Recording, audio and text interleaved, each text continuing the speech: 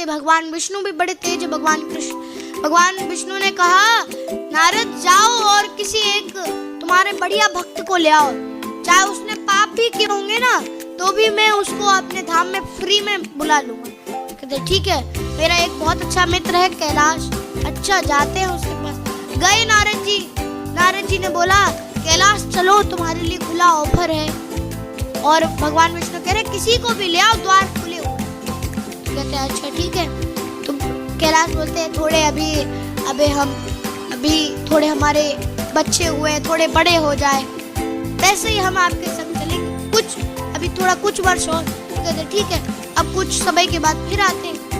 अब तो उनके बच्चे बड़े हो गए और बढ़िया शादी वगैरह सब कुछ हो गई। तब कहते हैं ओ भैया इधर आओ, रुको, यहाँ पे कैलाश नाम के रहते थे व्यक्ति, वो कहाँ गए? कह रहे हम ही कैलाश। अब वो बेचारे पतले से पहले बढ़िया चकाचक ब्राह्मण, अब तो बेचारे पतले से हो गए, अब कौन देखे?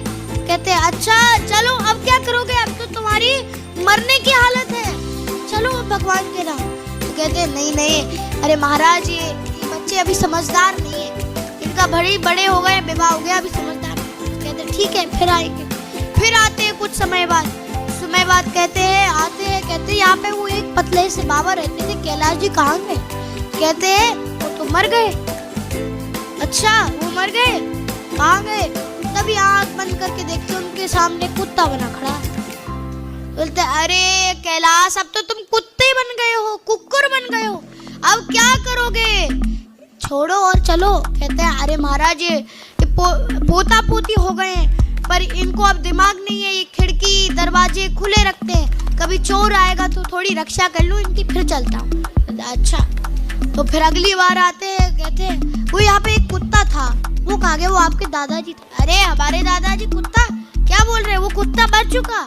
तो अच्छा तब ध्यान लगाते हैं अरे ये तो सांप बन के बैठ गए। कहाँ पे? अपने धन पे सांप बन के बैठ गए।